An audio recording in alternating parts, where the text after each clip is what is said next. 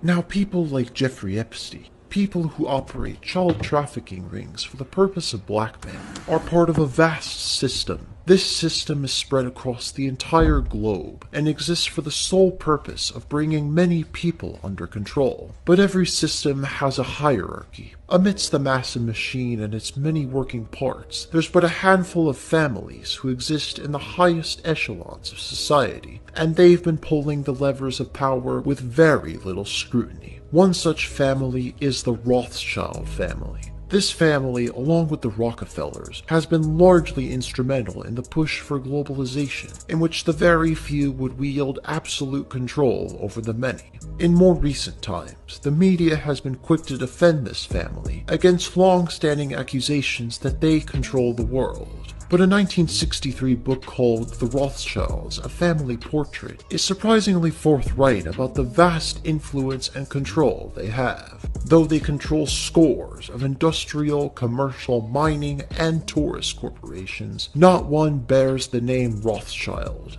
Mayor Amschel Rothschild married Gutel Schnapper and raised with her those 5 incredible sons who conquered the world more thoroughly, more cunningly, and much more lastingly than all the Caesars before or all the Hitlers after them.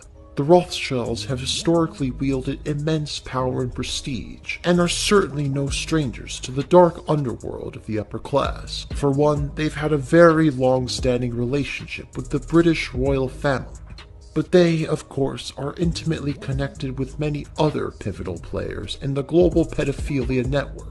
Key to many of these connections is Lynn Forrester de Rothschild, wife of financier Evelyn de Rothschild. She, along with her husband, is incredibly close with the Clintons, and was involved in both of Hillary's presidential campaigns. She also purchased a company with Matthew Bronfman, half-brother of Claire, which is now called Bronfman Rothschild. What's more, Lynn sits on the board of the Estee Lauder companies, founded by mother of Ronald Lauder, Estee Lauder. Ronald Lauder himself has also been pictured with both Jacob and Philippine de Rothschild. Now, before she married into the Rothschild family, Lynn was previously married to Andrew Stein, whose half-brother James Finkelstein married Kathy Frank, the granddaughter of Louis Rosenstiel, and Kathy Frank's lawyer was none other than Roy Cohn. Now, just like a lot of these other individuals, Lynn Forrester went on to curate close ties to Jeffrey Epstein. She was even a passenger on the Lolita Express, and in Epstein's Black Book, one can find the name of her husband Evelyn, along with another Rothschild, Edward de Rothschild. Now, this family's relationship with Epstein and Maxwell goes far beyond mere familiarity. In an interview with Sean Atwood, Maria Farmer describes the true nature of the Rothschilds' role in the Epstein affair. Do you have a theory as to where she is now and why she's being protected? Yeah, I do. I honestly, just my instincts. It has nothing to do with anything other than what she told me when she showed me those photo albums.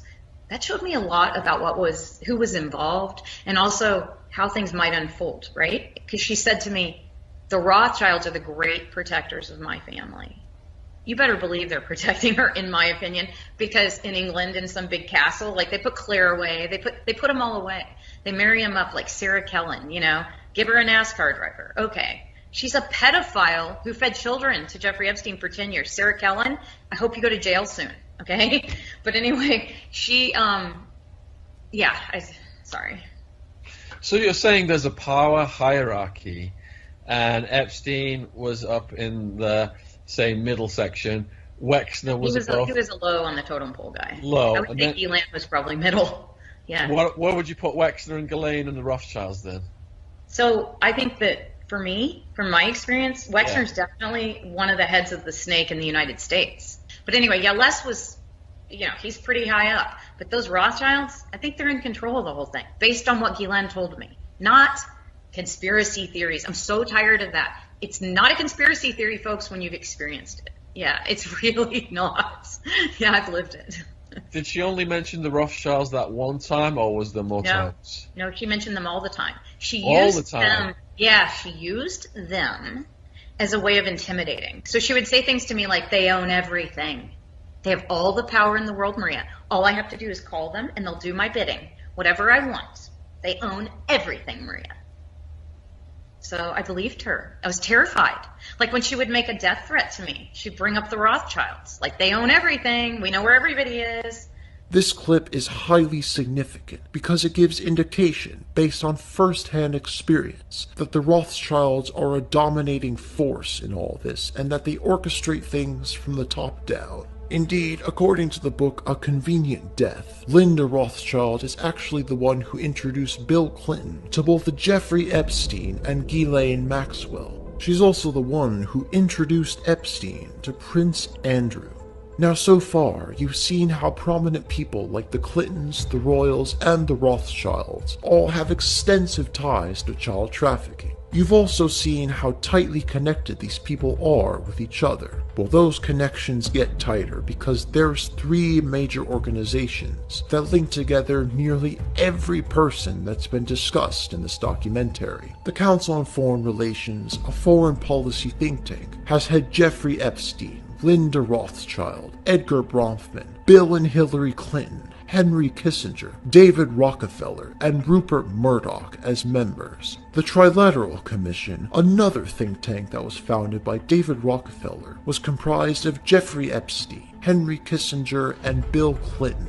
But perhaps the biggest and most infamous of these groups is Bilderberg. Among those who've attended conferences, Lynn and Evelyn de Rothschild, Bill and Hillary Clinton, David Rockefeller, Henry Kissinger, Prince Charles, Prince Philip, Prince Bernhard, and Queen Beatrix. Now, this last group is particularly interesting, not only because of the British and Dutch royal families, but because 4 other Bilderberg participants, Maurice Lippens, Karel van Meer, Etienne d'Avignon, and Baron Benoit de Bonvoisin, were all named as child abusers in the Dutroux dossiers. Additionally, the Rothschilds have further links to the dossiers through the fact that Nadine, Edmund Leopold, and Guy de Rothschild were all part of the 1001 Club, the same group as Leopold Lippens, Dennis Sauvé, and Francesca von Habsburg, all of whom are tied to the Belgian pedophile ring. David Rockefeller is also a 1001 Club member and was pictured here in the 1970s with Baron Benoit de Bonvoisin, who was described in the dossiers as one of the most sadistic abusers in the whole network. And Maurice Lippens, who was also named in the dossiers, was part of Rockefeller's Trilateral Commission. Now, besides the Epstein affair and the Dutroux dossiers, there's another case of pedophilia that the Rothschilds have ties to.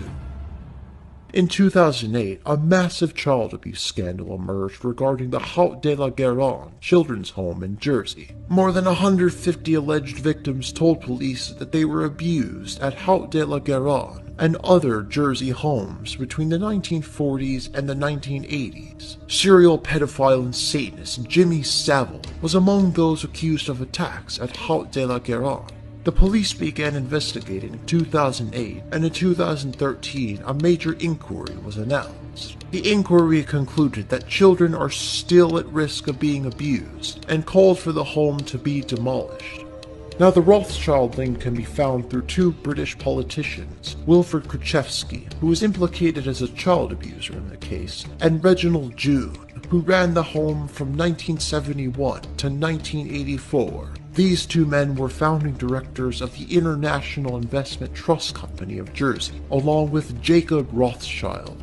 Equally noteworthy, the company's chairman, Sir Henry d'Avidor Goldsmith, went on to succeed Robert Maxwell as the chairman of his media company Pergamon. Now, Jacob Rothschild also served on the board of Genie Energy, alongside Megagroup member Michael Steinhardt, Roy Cohn associate Rupert Murdoch, Bill Richardson, and Larry Summers. The last 3 men are all tied to the Epstein affair. And here's Jacob Rothschild standing next to, of course, Marina Abramovic. The painting behind them is appropriately titled Satan Summoning His Legions. Yeah, I'll say he's got his legions all right. They're right in front of the painting. Speaking of Abramovic, she owes a lot of her fame and success to the Museum of Modern Art, which was conceived and co-created by the Rockefeller family.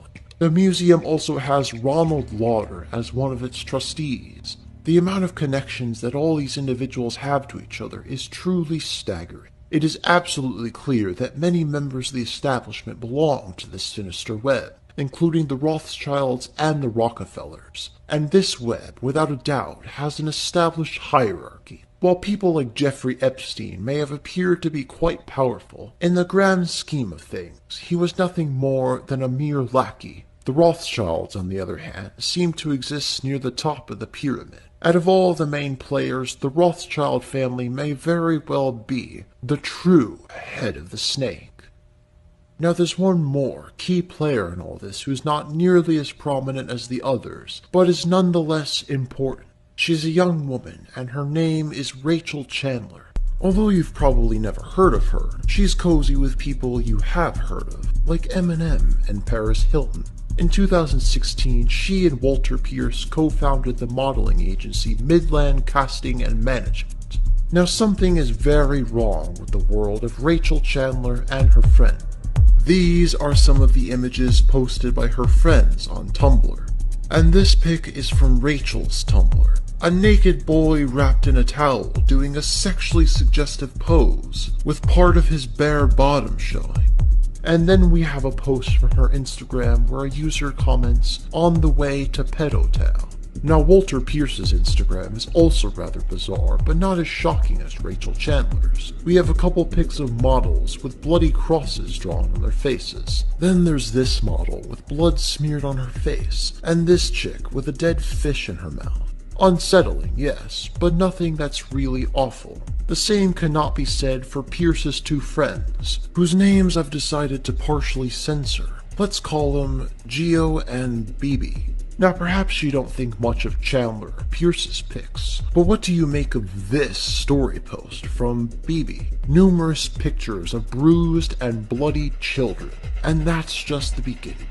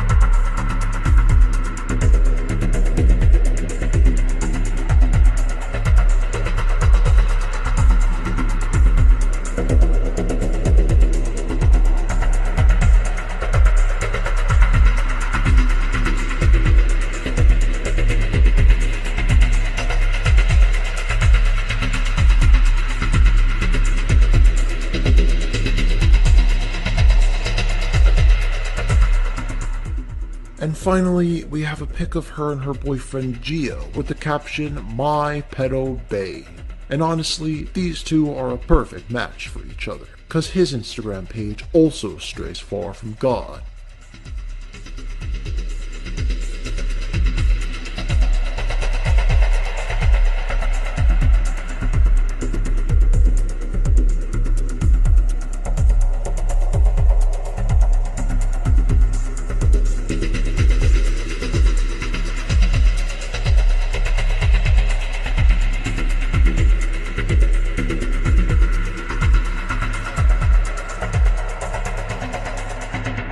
And now if you'll excuse me, I have to go scrub my eyeballs with holy water after looking through those unholy profiles. So now you've had a glimpse into the world of Rachel Chandler, Walter Pierce, and their fabulous friends. I don't know if you notice, but all their social media pages tend to depict and glorify murder, pedophilia, Satanism, and other things that are dark, spooky, and just plain wrong. Now, why is all this relevant? How does Rachel Chandler tie in with all the other folks? Well, here's her and Bill Clinton on a plane together. And she was a photographer at a 2010 performance by Marina Abramovic. She was also present at